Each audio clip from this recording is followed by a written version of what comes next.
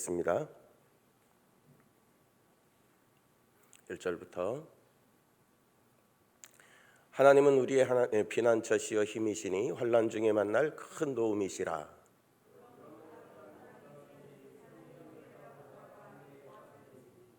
바닷물이 솟아나고 뛰놀든지 그것이 넘침으로 산이 흔들릴지라도 우리는 두려워하지 아니하리로다. 셀라.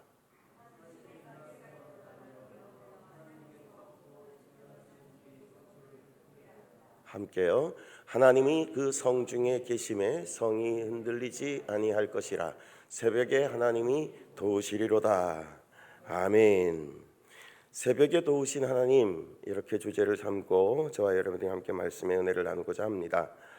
자, 이 시편 46편으로 치면 어쩌면 이 시의 특징이라고 말할 수 있는 것이 시편 자체에 있다기보다는 이 시편을 근거해서 살았던 믿음의 삶의 그 흔적들을 찾아보는 것이 오히려 이 시편의 특징들을 더 잘 보는 것이다, 이렇게 생각이 들어져요. 우리가 함께 불렀던 585장 내 주는 강한 성이요, 그렇게 불렀던 찬송이 어쩌면 루터의 그 종교개혁, 그것을 두고 이렇게 우리가 찬양하는 것이고요. 그가 근간을 두고 믿음을 지켜왔던 어떤 큰 든든한, 말하자면 시편 1편부터 계속해서 다윗의 시를 살펴볼 때에 보여줬던 피난처 되신 하나님, 그 주제가 아닌가 그렇게 생각이 들어집니다. 그러므로 말미암아서 이 이전의 교회, 그러니까 캐톨릭 교회의 그 엄청난 권위 앞에, 권세 앞에, 물질의 능력 앞에 정면으로 부딪혀서 종교 개혁을 일으켰다. 그리고 온갖 위협과 온갖 협박, 또 이 모든 것이 끝날 수 있는, 성직 자체가 면직이 될 뿐만 아니라 죽음조차도 종교 재판에 회부되면 사형을 받을 수도 있는 그러한 상황, 그렇게 따져본다면 루터가 이 믿음을 지켜나갈 수 있었던 것은 얼마나 대단한 일일까. 그리고 그에게 그러한 힘의, 믿음의 능력, 원동력을 허락하여 줬던 근거는 뭘까까지 궁금해지는 것인데, 그것의 바탕이 오늘 이 시편 46편이다, 이렇게 말씀을 드려놓고 이 시의 설명들을 좀 시작했으면 싶습니다. 여러분 궁금하지 않으십니까? 루터에게서의 그 믿음의 원동력이. 1절을 우리가 다 같이 한 번 더 읽어보기를 바라요. 1절 시작. 하나님은 우리의 피난처시요 힘이시니 환난 중에 만날 큰 도움이시다. 아멘. 자, 이 1절의 말씀 가운데 우리가 두 가지의 아주 귀한 단어들을 발견할 수 있습니다. 피난처라는 것과 또 하나는 환난 중에 만날 큰 도움. 피난처와 큰 도움. 여러분 모두에게 이와 같은 은혜가 있기를 주의 이름으로 축복합니다.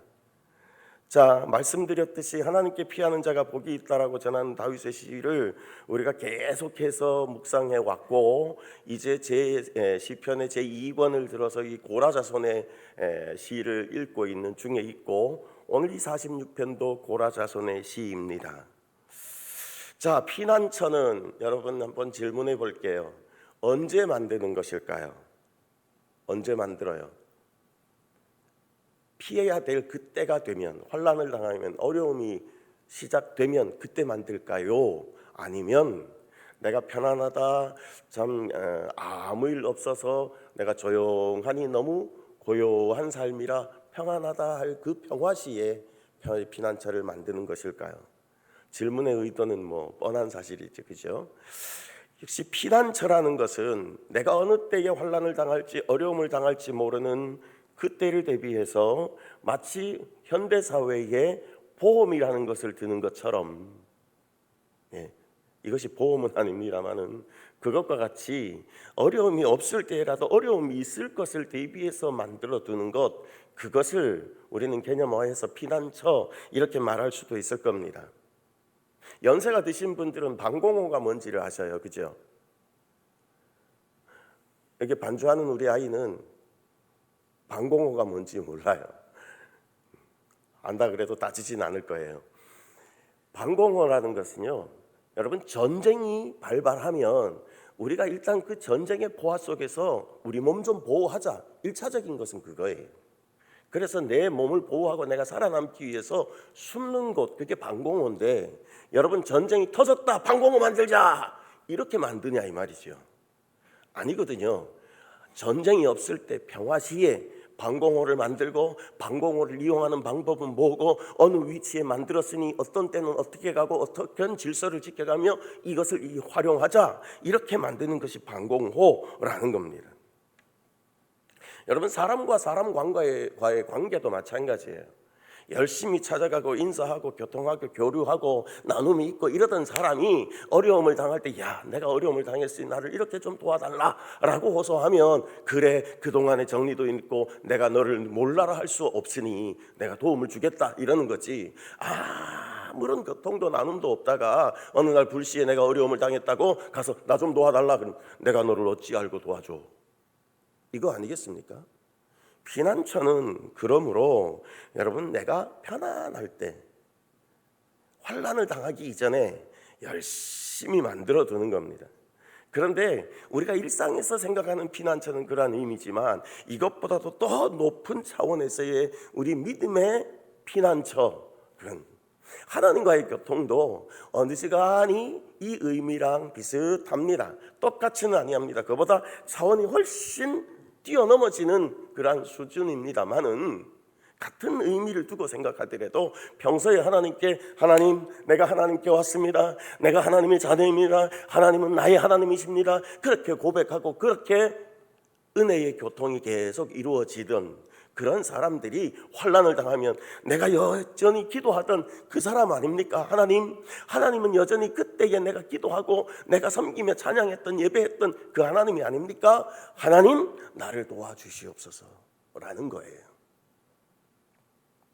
그 의미를 오늘 본문 속에서는 잘 가르쳐주고 있다라고 보여줍니다. 또 하나요, 환난 날에 만날 큰 도움이다라고 하는 이 부분인데, 인생을 살면서요, 여러분, 우리 모두는 환난을 당합니다. 크고 작은 환난들을 겪습니다. 한 번도 안 겪었다라고 생각하시는 분 있으면 저를 찾아오십시오. 제가 큰절 한번 올리고 평생 당신처럼 되기를 원합니다라고 그 삶을 열심히 본받아 살겠습니다. 이상한 말을 하게 되는데요, 여러분, 환난은 누구나 만나는 일이지만, 그러나 누구나 큰 도움을 받는 건 아닙니다. 여기에서 큰 도움이라는 뜻을 원어적으로 해석하면 조금 더 가까운 해석이 뭐냐 하면, 곧바로 닿는 도움이에요. 그러니까 내가 어려움을 당하고 환난을 당하는 그때에 손을 내밀면 바로 잡힐 수 있는, 닿을 수 있는 그 도움이 여기에서 표현되어지는 큰 도움이다, 이런 표현입니다.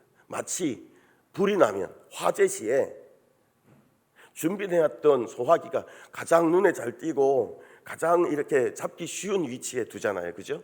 그것을 통해서 초기의 화재를 진압할 수 있는 것처럼, 그렇게 우리에게 맞닿아 있어야 하는 그것을 그렇게 해서 큰 도움이다, 이렇게 말합니다. 여러분, 루터가 종교개혁 말씀을 드렸습니다만, 어찌 하다 보니까 그냥 종교개혁이 일으켰고, 어찌 하다 보니까 성공한 케이스가 되어서 500년 전의 이야기들을 우리가 오늘날 지금 하고 있는 그런 경우냐 이거죠. 절대로 그럴 수 없습니다. 그도 역시 평상시에 늘 말씀을 통해서 기도하고 묵상하고 하나님과의 교통하기를 즐겨하고 하나님의 주신 말씀으로 하나님과 동행하는 그러한 삶을 살아가다 큰 어려움을 당할 때가 되어 보니, 하나님께서는 내게 방패시요 환난 날에 만날 내 큰 도움이 되셨다, 이런 거예요.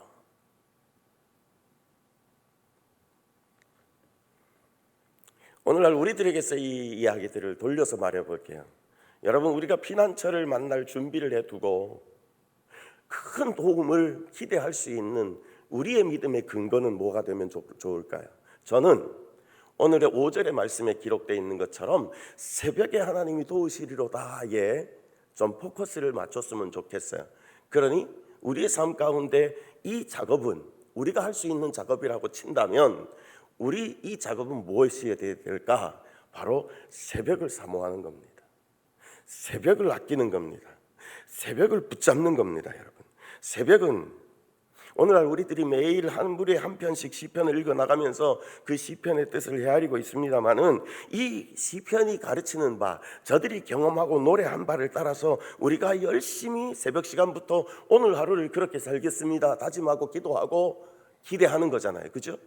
그 삶이 바로 오늘날 이 시편에서 말하는 피난처 삼는 작업, 큰 도움, 손에 바로 닿는 도움을 구하는 그러한 삶이 되는 줄을 믿습니다. 여러분, 새벽을 사모하십시오. 조금 더 깊이 말씀드리기 위해서요, 2절의 말씀을 함께 보도록 합니다. 2절 보지요. 시작. 그러므로 땅이 변하든지 산이 흔들려 바다 가운데 빠지든지, 3절까지 바닷물이 솟아나고 뛰놀든지 그것이 넘침으로 산이 흔들릴지라도 우리는 두려워하지 아니하리로다. 셀라. 여러분, 여기에 보면 기록이 환란의 참 좋은 표현들을 기록해 뒀습니다. 이런 환란이 있을 수 있을까? 땅이 변하고 산이 흔들리고 바다 가운데 빠지고 바닷물이 솟아나고 뛰놀고 그게 그 바닷물이 넘치고, 이런 환란이 주어지면 여러분, 누가 피할 수 있겠습니까? 그렇지만 성경에 보면 이러한 환란이 실제 했던 사건이라는 것을 가르쳐 줍니다. 그 사건이 뭐냐 하면, 여러분들이 떠올리기를 바라는 것은 출애굽의 홍해 사건이에요. 홍해가 갈라졌던 사건. 우연히 바닷물 가운데 있던 그 바닷길이 열리고 백성들이 걸어갈 수 있는 그 순탄한 길이 열렸겠습니까? 아니요. 그 전의 작업들은 바닷물이 이와 같이 뭔가 표현할 수 있는 능력이 이렇게밖에 안 되겠다, 이런 설명이 바로 이것이라 싶습니다. 땅이 변했습니다. 산이 흔들리는 것 같습니다. 막 바다 속에서 산이 솟아오르는 것 같고 꺼지는 것 같고 바닷물이 넘치는 것 같고, 고라 자손들이 계속해서 들어왔던 그 조상들이 겪었던 그 생생한 목격담, 그 경험담을 계속해서 들어왔던 것, 저들이 포로 생활을 하면서도 잊을 수 없는 것이라서, 그때처럼 우리에게도 이러한 환란이 임하였는데 하나님 이때에도 그때처럼 우리를 구원해 주옵소서, 이러한 간절한 큰 도움을 받고자 하는 염원이 이 시에 기록되어 있다라는 것이지요. 여러분, 애굽인들과 이스라엘의 차이를 여러분 기억해낼 수 있기를 바랍니다.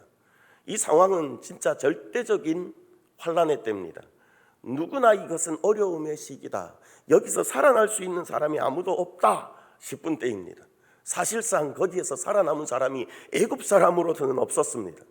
그러나 그 환란 가운데서 이스라엘 사람들은 모두 다가 온전했습니다. 멀쩡했습니다. 하나도 상하지 아니했습니다. 오히려 그 모습을 보고 즐거워하고 기뻐하고 구원받은 데에 따르는 찬양을 하나님께 올려드리는 위대한 역사가 되었다라는 것입니다.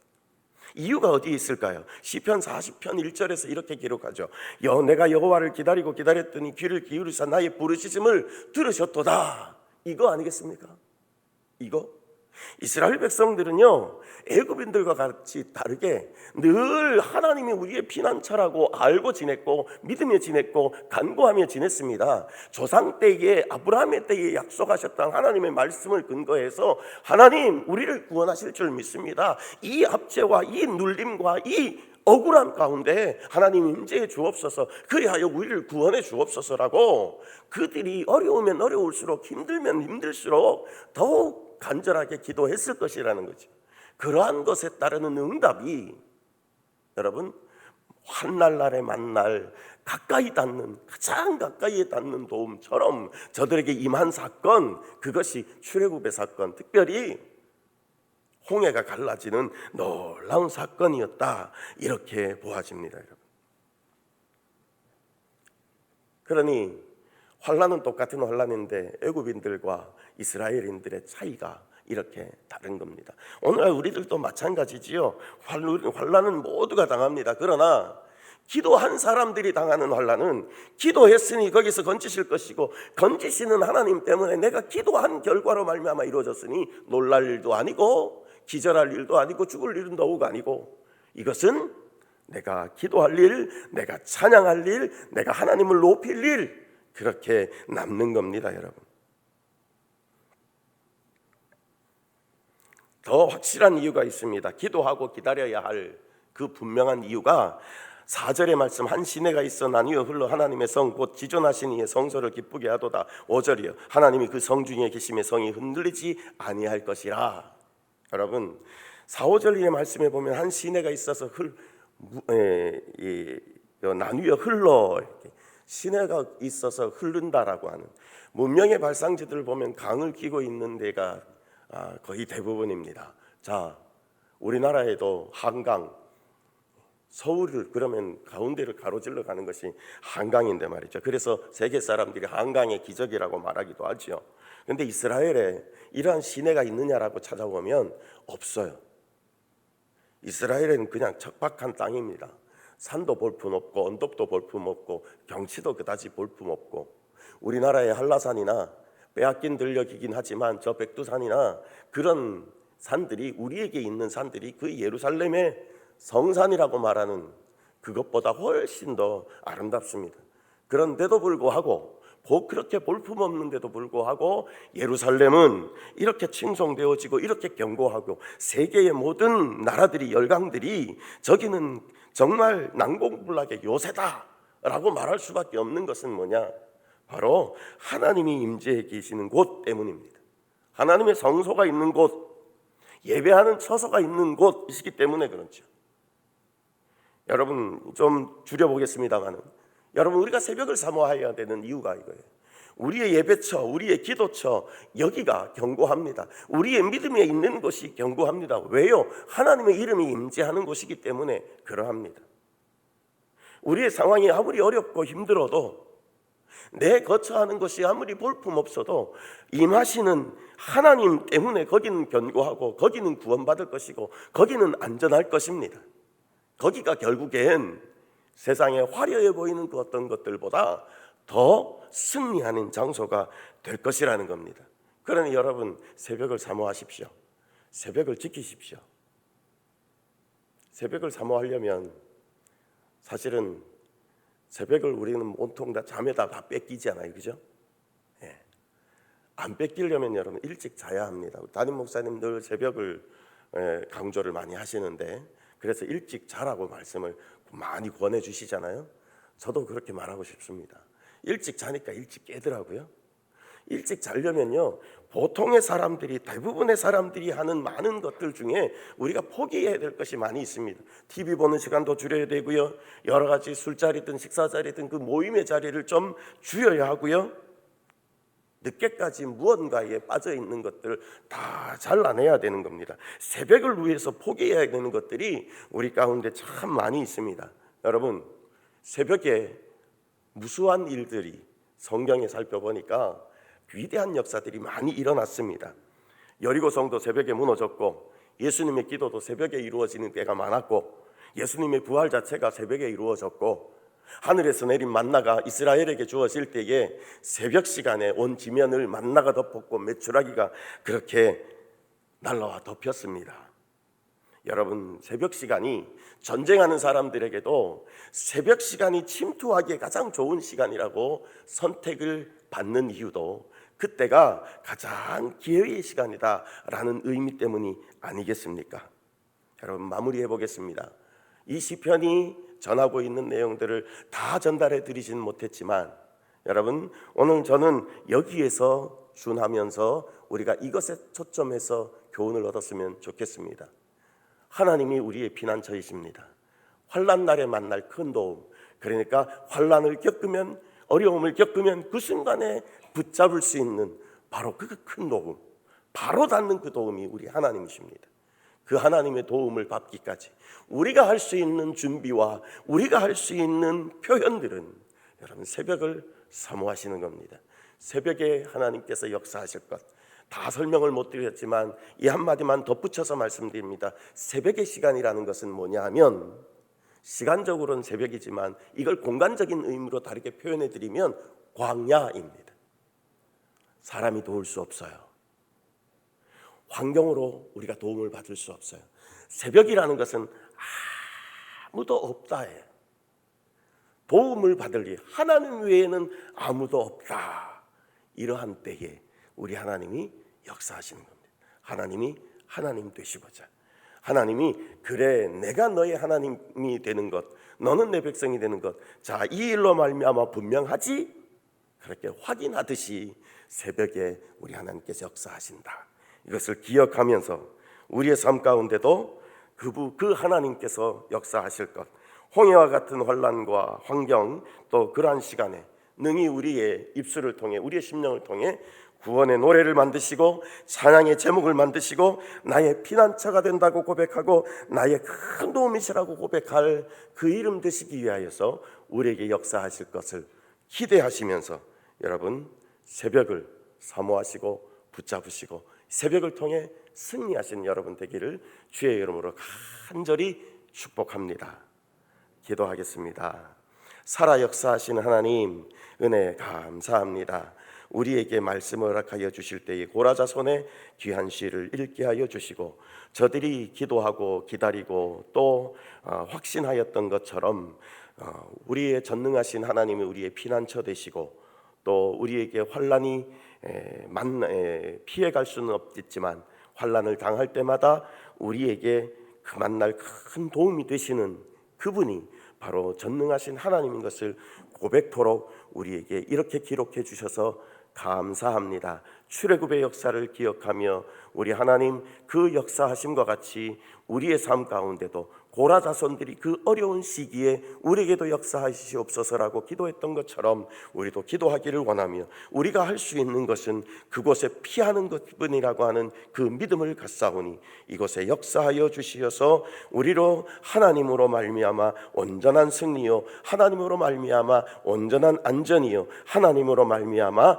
온전한 평안을 누리는 믿음의 승리자가 되게 하여 주시옵소서. 붙드실 줄 믿습니다. 저들 삶 가운데 역사하시고 영광받아 주시옵소서. 지금은 우리 주 예수 그리스도의 은혜와 하나님 아버지의 극진하신 사랑하심과 성령의 교통하심이 머릿속에 하나님 앞에 일부 예배로 영광을 돌리며 우리가 더욱더 하나님 앞에 나아가고자 할 때에 새벽을 사모하며 나아가며 이 새벽을 통하여서 역사하신 하나님을 기대하며 기도하며 살기로 다짐하는 머릿속인 모든 권속들 머리 위에 저들의 생업과 저들의 자녀 손들 위에 지금으로부터 영원토록 함께 있을지어다.